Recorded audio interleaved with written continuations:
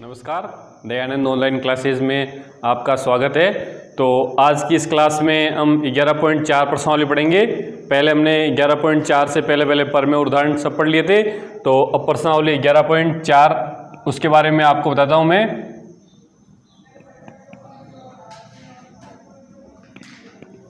तो इस प्रश्नावली के हम क्वेश्चन प्रश्न करते हैं, सोल्व करना। उदाहरण और परमेय हमने एक बार कर लिए थे, तो आप पिछली वाली क्लास देखें, उस क्लास में आपको परमेय उदाहरण सब मिल जाएंगे। तो मैं इस प्रश्नावली के कुछ इंपॉर्टेंट क्वेश्चन कराता हूं। जैसे आपका एक क्वेश्चन ये 2 नंबर का है, प्रश्न क्रमांक 2 है कि त्रिभुज एबीसी और त्रिभुज डीईएफ आपस में समरूप है। कि कह रहा है कि ये दोनों त्रिभुज आपस में समरूप है और इनके क्षेत्रफल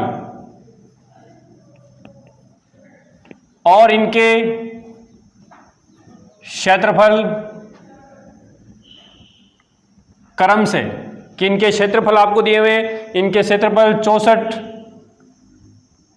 वर्ग सेंटीमीटर व 121 वर्ग सेंटीमीटर है। कि आपको इनके क्षेत्रफल दिए हुए तथा यह भी दिया हुआ यदि भुजा EF का मान 15.4 सेंटीमीटर दे रखा है हो, तो भुजा EF 15.4 सेंटीमीटर है, तो BC का मान ज्ञात कीजिए।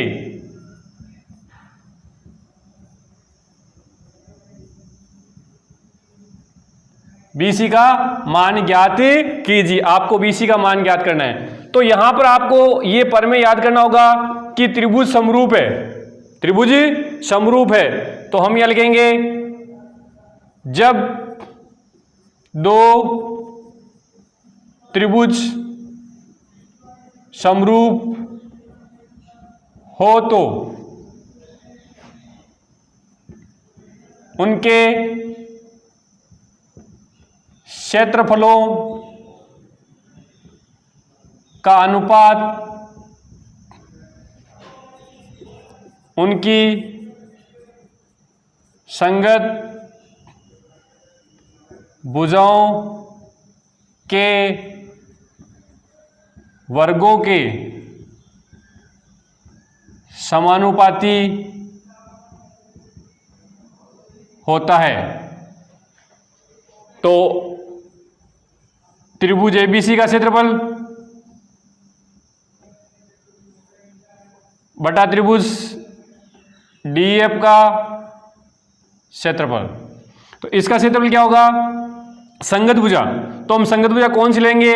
जैसे मैं इसकी BC ज्ञात करनी थी, संगत भुजा इसकी BC ले ली, तो इसकी संगत भुजा कौन सी आएगी? EF। ये परमेय पढ़ा था हमने कि समरूप त्रिभुजों का क्षेत्रफल का अनुपात उनकी संगत भुजाओं के वर्गों के समानुपाती होता है। तो इसका क्षेत्रफल आपको दे रखा है 64 और इसका क्षेत्रफल दे रखा है आपको 121। BC भुजा आपको याद करनी है और EF का मान आपके पास है 15.4 सेंटीमीटर और वर्ग। तो इसको इधर आ जाएगा तो क्या आ जाएगा? इसका अंडरूट निकल जाएगा। या आप ऐसे लिख सकते हो कि ये 64 किसका होता है? 8 का, और ये किसका होता है? 11 का। 8 बटा 11 का होल स्क्वायर बराबर BC बटा 15.4 का होल स्क्वायर। स्क्वायर से स्क्वायर कट जाएगा। तो कटने के बाद में आप देखो कि 8 बटा 11 बराबर BC बट्टा 15.4। वज्र गुणा कर लो। वज्र गुणा करने से 8 बटा 11 गुणा 15.4 बराबर BC। तो आपको BC का मान ज्ञात करना है, तो BC का मान क्या जाएगा? 8 इंटू 15.4 बट्टा 11। 11 के पावर से देखो, पहले एक बार जाएगा, फिर 4 44।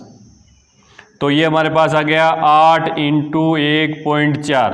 तो 8 चौक 32, पीछे 3, 8 8 3 11, 11.2 सेंटीमीटर। ये हमारे पास किसका मान जाएगा? BC का मान। तो आपको BC पूछिए तो BC का मान जाएगा 11.2 सेंटीमीटर। तो ऐसे काफ़ी बार क्वेश्चन आते हैं, तो उसमें यही परमेय लगता है कि समरूप त्रिभुजों का क्षेत्रफल उनकी संगत भुजाओं के वर्गों के समानुपाती होता है, और इसी प्रश्न से इसको सॉल्व करना है। अब हम आगे लेते हैं।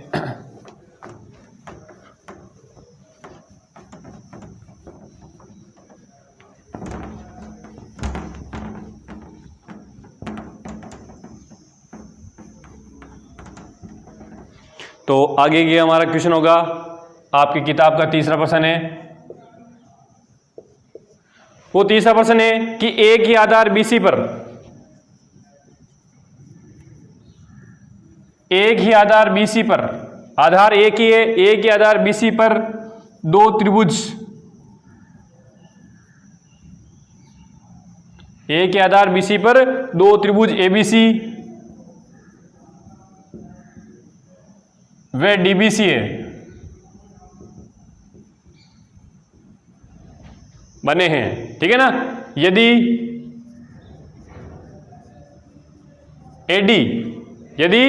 AD व BC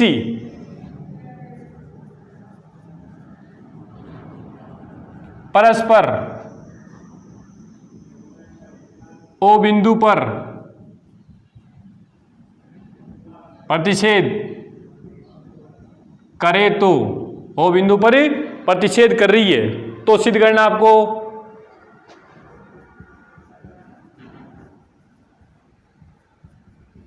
तो सिद्ध कीजिए त्रिभुज AOD का क्षेत्रफल, त्रिभुज ABC का क्षेत्रफल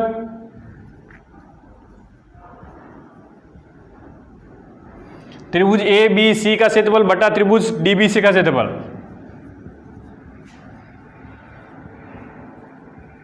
इन दोनों का क्षेत्रफल होगा AO बटा DO, कि इन क्षेत्रफल का मान आएगा AO बटा DO।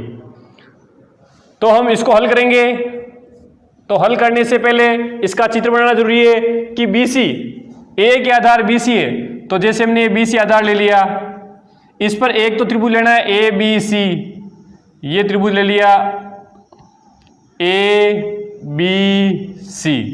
अब इसी आधार पर एक त्रिभुज और लेना है BCD, तो ये हमने ले लिया BCD।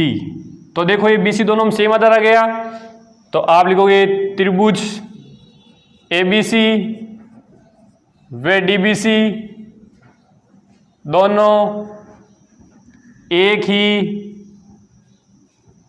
आधार BC पर बने हैं, ये क्या आधार है BC पर बने हुए, और ये कह रहा है कि ये AD और BC O बिंदु पर प्रतिच्छेद करते हैं, तो आपको ये चीज सिद्ध करनी है। तो सबसे पहले आपको सिद्ध करना है, वो लिख लो कि त्रिभुज ABC का क्षेत्रफल बट्टा त्रिभुज DBC का क्षेत्रफल। अब आपको पता है क्षेत्रफल कभी निकालते हैं तो उसकी क्या निकालनी पड़ती है, क्षेत्रफल निकालने के लिए हमें क्षेत्रफल निकालना में AO बट्टा DO की ये चीज सिद्ध करनी है, और ये आपको दिया हुआ है। तो क्षेत्रफल निकालने के लिए सबसे पहले हमारा काम क्या होगा, उसमें ऊंचाई चाहिए, ऊंचाई होती है लंबवत, क्योंकि क्षेत्रफल होता है 1/2 आधार इंटू ऊंचाई, और ऊंचाई हमेशा आपको पता है लंबवत होती है। तो हम इस लंबवत बढ़ाने के लिए रचना के अंदर यहाँ एक बिंदु E ले लेंगे और यहाँ एक बिंदु F ले लेंगे, और हम अपनी रचना का पॉइंट लिखेंगे। उस रचना के पॉइंट में हम लिखेंगे AE लंबवत BC व DF लंबवत BC खींचे, ये दो इस पे लंबवत लाइनें खींचनी है। अब आपका हल उपपत्ति पॉइंट रहेगा कि त्रिभुज ABC का क्षेत्रफल, जो आपसे पूछ रहा है वही निकाल लो, त्रिभुज ABC का क्षेत्रफल बट्टा त्रिभुज DBC का क्षेत्रफल। अब क्षेत्रफल होता क्या है, क्षेत्रफल होता है 1/2 आधार इंटू ऊंचाई, तो आधार तो क्या आएगा, दोनों का सेम आएगा BC, और ऊंचाई क्या आएगी इसकी AE। ऐसे इसका आधार भी BC, लेकिन ऊंचाई आएगी DF। BC 1/2 कट जाएगा, तो क्या मान आएगा इसका AE बटा DF, समीकरण 1। लेकिन आप देखो आपको सिद्ध करने में ये चीज़ नहीं चाहिए, आपको चाहिए AO बटा DO। क्या चाहिए, AO बटा DO। तो अब आप देखो आपको लाना है AO और DO, तो आप ये दो त्रिभुज दिख रहे हैं आपको, त्रिभुज AOE व त्रिभुज DOF में इन दोनों त्रिभुजों को आपको समरूप करना पड़ेगा। देखो समरूप किस प्रकार हो रहे हैं कि ये त्रिभुज और ये त्रिभुज है, इसमें आप लिखोगे कि इसका कोण E बराबर है इसका कोण F 90 डिग्री, आपने रचना में लंबवत किया इसको।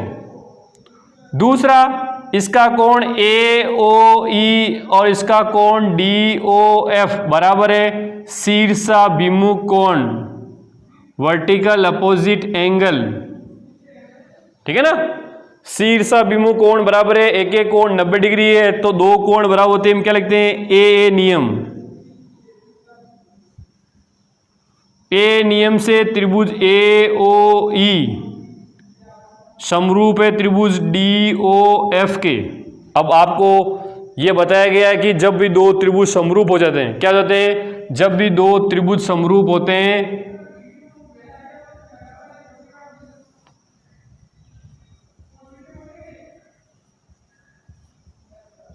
जब दो त्रिभुज समरूप हो तो उनकी संगत भुजाएं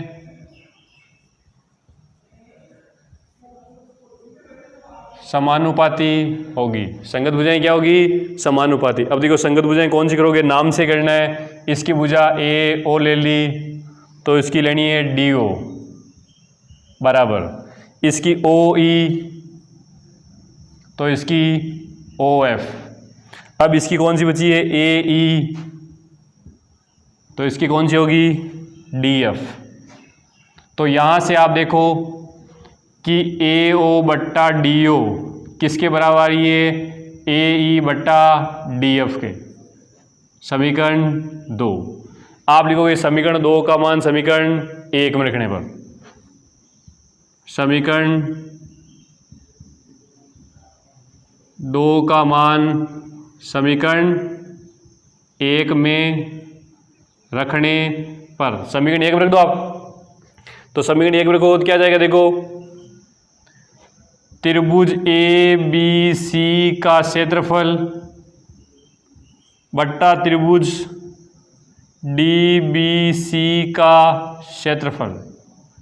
अब क्षेत्रफल क्या है, ये AE बट्टा DF, तो AE बट्टा DF किसके बराबर हो गया, AO बट्टा DO के।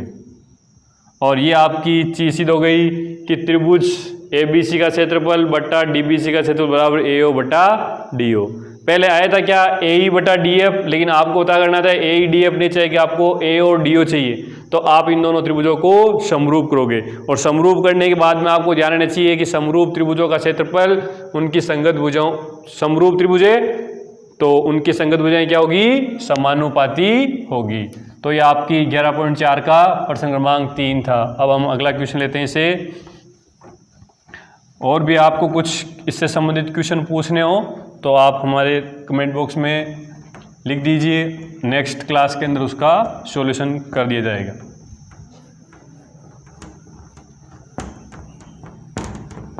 इस प्रश्नावली से बड़ा क्वेश्चन आता है 6 नंबर का। तो अगला हमारा क्वेश्चन होगा आपका जो किताब का छठा क्वेश्चन है, सिद्ध कीजिए।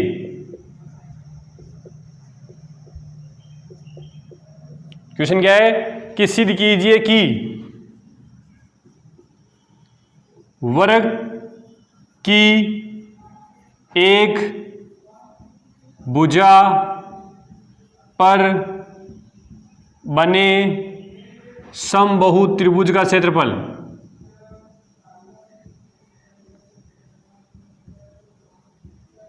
बने समबाहु त्रिभुज का क्षेत्रफल उसके विकर्ण पर बने समबाहु त्रिभुज के क्षेत्रफल का आधा होगा। महत्वपूर्ण क्वेश्चन है कि वृत्त की एक भुजा पर बने समबाहु त्रिभुज का क्षेत्रफल, वृत्त की एक भुजा पर बने समबाहु त्रिभुज का क्षेत्रफल उसके विकर्ण पर, उसके वृत्त के उसकी विकर्ण पर या उसके विकर्ण पर बने या आपसे कहते हो उसी वर्ग के विकर्ण पर बने समबाहु त्रिभुज क्षेत्रफल का आधा होता है। तो सबसे पहले आपको दी हुई क्या चीज है, तो आपको दिया गया ये चीज है कि ये ABCD एक वर्ग है। तो आप चित्र बना लो बड़ा सा, जैसे ये मैंने बना लिया चित्र कि ये वर्ग है, ABCD एक वर्ग है। आप लिखोगे दिया है ABCD एक वर्ग है। अब इसकी भुजा पर बना समबाहु त्रिभुज, तो आप किसी भुजा पर समबाहु त्रिभुज बना लो, जैसे मैंने AB भुजा पर समबाहु त्रिभुज बना लिए E, भुजा AB पर बना समबाहु त्रिभुज ABE है तथा विकर्ण पर बना समबाहु त्रिभुज। विकर्ण कौन सा है, जैसे विकर्ण कोई ले लो, जैसे आप विकर्ण ले लिया AC और AC पर ये समबाहु त्रिभुज बन गया ये F कि ACF है। सिद्ध करना है। अब आपको क्या सिद्ध करना है, इसमें आपको सिद्ध करना है कि इसका क्षेत्रफल, किसका, इसका क्षेत्रफल इसके क्षेत्रफल का क्या होगा, आधा होगा। मतलब दिया हुआ क्या आपको, ये वर्ग है, क्या है, वर्ग ABCD है, इसकी भुजा AB पर बना हुआ एक समबाहु त्रिभुज, तो भुजा AB पर समबाहु त्रिभुज ले लिया आपने। फिर कह दिया कि इसके विकर्ण पर, तो विकर्ण आपने A से ले लिया और इस पर आपने बना लिया ACF। सिद्ध करना है आपको भुजा पर बना, तो भुजा पर कौन सा बना हुआ है, त्रिभुज ABE का क्षेत्रफल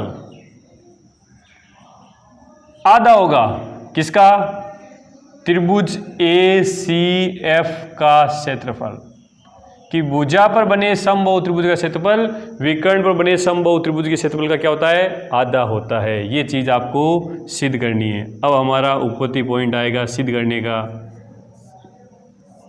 तो देखो हमें क्षेत्रफलों की बात आ रही है, तो कभी भी किसी क्वेश्चन में क्षेत्रफल के बारे में बात आता है कि क्षेत्रफल का अनुपात क्या होता है, तो उस समय क्षेत्रफल की बात आती है तो उसमें आपके पास सीधा वही प्रमेय दिमाग में आना चाहिए कि समरूप त्रिभुजों के क्षेत्रफलों का अनुपात उनकी संगत भुजाओं के वर्गों के समानुपाती होता है। हमने प्रमेय पढ़ा था ना, समरूप त्रिभुजों। तो त्रिभुजों के क्षेत्रफल के बारे में बात आती है, सीधे हमारे पास उसी प्रमेय में जाना। अब उस प्रमेय की पहली लाइन स्टार्ट करते क्या आता है, समरूप त्रिभुजों का। तो हम लिखेंगे प्रमेय अनुसार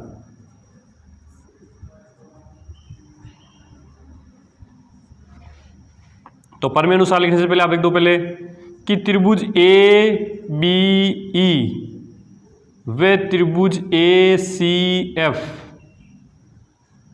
दोनों समबाहु त्रिभुज है। कौन सी त्रिभुज है, समबाहु त्रिभुज है। और मैंने ये चैप्टर स्टार्ट करने से पहले, प्रश्नावली स्टार्ट करने से पहले आपको एक बात बताई थी कि समबाहु त्रिभुज, वर्ग और वृत्त, ये तीन ऐसी आकृतियां आती है, ये हमेशा के लिए समरूप होती है। इनको समरूप सिद्ध कभी नहीं करना पड़ता। ये मतलब ये सभी समरूप होती है ऑटोमेटिक। कौन कौन सी, वर्ग, वृत्त और समबाहु त्रिभुज।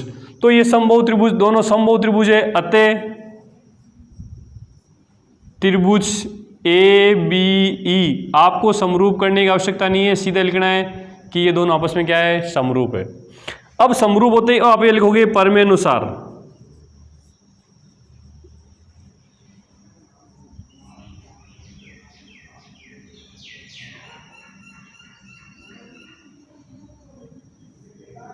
समरूप त्रिभुजों के क्षेत्रफलों का अनुपात उनकी संगत भुजाओं के वर्गों के समानुपाती होता है। समानुपाती होता है। तो त्रिभुज ए बी ई का क्षेत्रफल बट्टा त्रिभुज ए सी एफ का क्षेत्रफल, त्रिभुज ए बी ई का क्षेत्रफल बट्टा त्रिभुज ए सी एफ का क्षेत्रफल। अब क्षेत्रफल क्या होता है आपको बताएं, संगत भुजाओं के वर्गों के समानुपाती। तो ए बी ई की संगत भुजा जैसे मैंने ले ली ए बी, क्या ले ली ए बी, और ए सी एफ की संगत भुजा मैंने ले ली ए सी के वर्ग के बराबर होता है, तो दोनों पर वर्ग लगा दिए। या हो सकता है आप इसको ऐसे लिखते हो ए बी स्क्वायर बटा ए सी स्क्वायर, समीकरण 1। लेकिन आपको पता है कि यहाँ सिद्ध करना में ए बी और ए सी नहीं चाहिए, तो आप देखोगे ए बी और ए सी में कहीं आपको संबंध मालूम हो रहा है क्या। तो संबंध मालूम होने के लिए आप देखो त्रिभुज ए बी सी में वर्ग के प्रत्येक कोण समकोण होते हैं, ये तो आपको पता ही है। में कोण भी 90 डिग्री है, तो कोण भी 90 डिग्री है, तो क्या हो गया ए सी स्क्वायर, ए सी क्या है कर्ण, कर्ण स्क्वायर बराबर आधार स्क्वायर प्लस लंब स्क्वायर। ए सी स्क्वायर बराबर क्या होगा A B square plus B C square. और आपको ये भी मालूम है कि ए बी सी डी एक वर्ग है, ए बी सी डी एक वर्ग है, अतः ए बी और बी सी आपस में क्या होगी बराबर होगी, और बराबर होगी ए बी और बी सी आपस में क्या है बराबर है। तो आप यहाँ लिखोगे ए सी स्क्वायर ए बी स्क्वायर और यहाँ पर भी ए बी स्क्वायर। तो अब आप देखोगे यह क्या हो रहा है ए सी स्क्वायर बराबर 2ab स्क्वायर, समीकरण 2। ये समीकरण 2 का मान आप समीकरण 1 में रख दो। समीकरण 2 का मान समीकरण 1 में रखने पर तो क्या लिखा हुआ है, त्रिभुज ए बी ई का क्षेत्रफल बट्टा त्रिभुज ए सी एफ का क्षेत्रफल बराबर, क्षेत्रफल लिख दिया ए बी स्क्वायर और ए सी स्क्वायर। तो आप ए बी का तो ए बी लिख दो, ए बी स्क्वायर, और ये ए सी स्क्वायर लिखा हुआ है, उस ए सी स्क्वायर जगह लिख दो आप 2ab स्क्वायर। अब ए बी स्क्वायर से बी स्क्वायर कट जाएगा, तो यहाँ क्या बचा 1/2। अब आप वज्र गुणा कर लो कि त्रिभुज ए बी ई का क्षेत्रफल बराबर 1/2 त्रिभुज ए सी एफ का क्षेत्रफल, और ये आपका सिद्ध होता है इति सिद्धम। तो कह रहा था कि वर्ग की एक भुजा पर बने समबाहु त्रिभुज क्षेत्रफल, तो वर्ग था ये, इसकी एक भुजा ए बी पर हमने समबाहु त्रिभुज बना लिया और एक विकर्ण ए सी पर बना लिया समबाहु त्रिभुज। इनके क्षेत्रफल बताने थे कि 1/2 होता है, भुजा वाले का क्षेत्रफल विकर्ण वाले क्षेत्रफल का क्या होता है आधा होता है।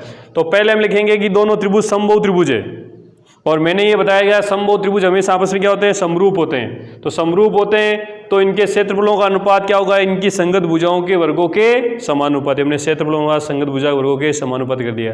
अब हमें यहाँ पर 1/2 लाना है, क्या लाना है 1/2। तो 1/2 लाने के लिए हम क्या करेंगे, हम ए बी सी में कोण भी 90 डिग्री है, तो ए सी स्क्वायर बराबर A B square plus B C square. क्यों, क्योंकि यहाँ पाइथागोरस फॉर्मूला लागू हो रहा है ए बी सी में। तो ए सी कर्ण है, कर्ण स्क्वायर बराबर आधार स्क्वायर प्लस लंब स्क्वायर। अब दोनों बराबर है तो क्या जाएगा 2ab स्क्वायर। 2ab स्क्वायर आते हैं आप लिखोगे समीकरण 2 का मान समीकरण 1 में रखने पर, तो ए बी से भी कट जाएगा, यहाँ क्या बचेगा 1/2। 1/2 तो आप वज्र गुणा कर दोगे, वज्र गुणा करते क्या जाएगा ए बी का क्षेत्रफल बराबर 1/2 ए सी एफ का क्षेत्रफल। अब इसका एक क्वेश्चन है वो और कर लेते हैं।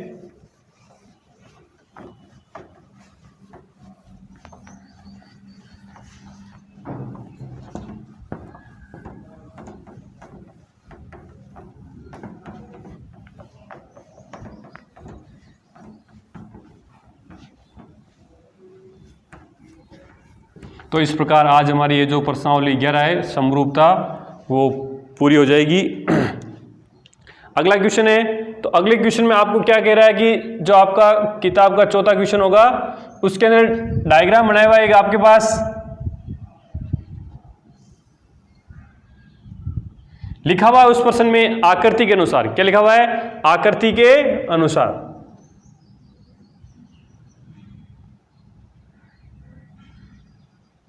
यहां 50 डिग्री कोण लिखा हुआ है, यहां 50 डिग्री कोण है, ठीक है। ये 50 डिग्री कोण दे दिए, यहां दे दिया A B C D E, ये चीज आपको दे दी, ठीक है। और यहां लिख दिया ए, यहां लिख दिया एक्स, कि कह दिया इस भुजा का मान ए है, इसका एक्स है, और यहां से यहां तक आपको दे दिया बी, और यहां से यहां तक दे दिया सी। और आपको प्रश्न दिया गया है कि आकृति में x का मान, प्रश्न लिखा हुआ है आकृति में x का मान a, b, c के पदों में ज्ञात कीजिए।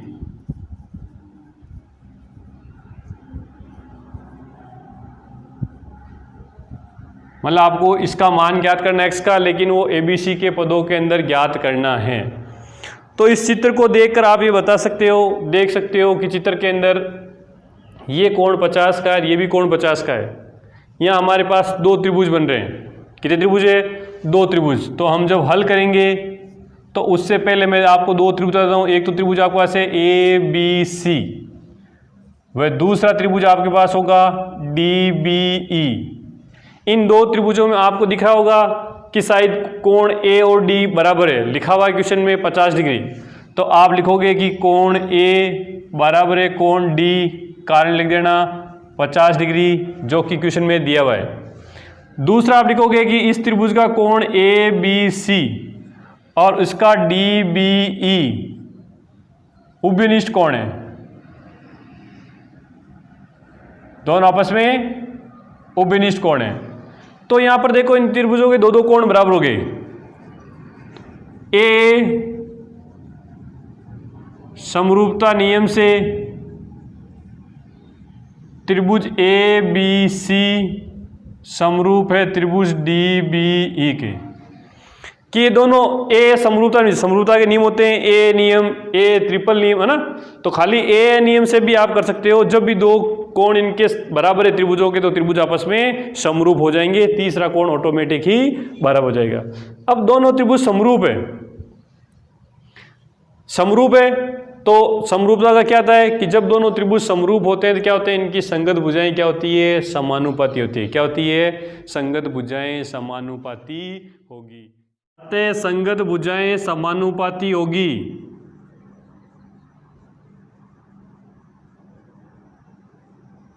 अब संगत भुजा से इसकी भुजा देखो, आप छोटे वाले त्रिभुज की x ले रहे हो तो बड़े वाले त्रिभुज की आएगी a, इसकी आप क्या ले रहे हो? c, तो इस बड़े वाले क्या जाएगी? b plus c। तो आपको x का मान निकालना है, तो x बराबर a भुज गुणा हो जाएगा, भुज गुणा क्या हो जाएगा? a c बट्टा b प्लस c। तो ये x का मान आ गया a b c के पदों में। तो इस प्रकार आपके 11वीं प्रश्नावली समाप्त होती है। नेक्स्ट क्लास के अंदर हम 12वीं प्रश्नावली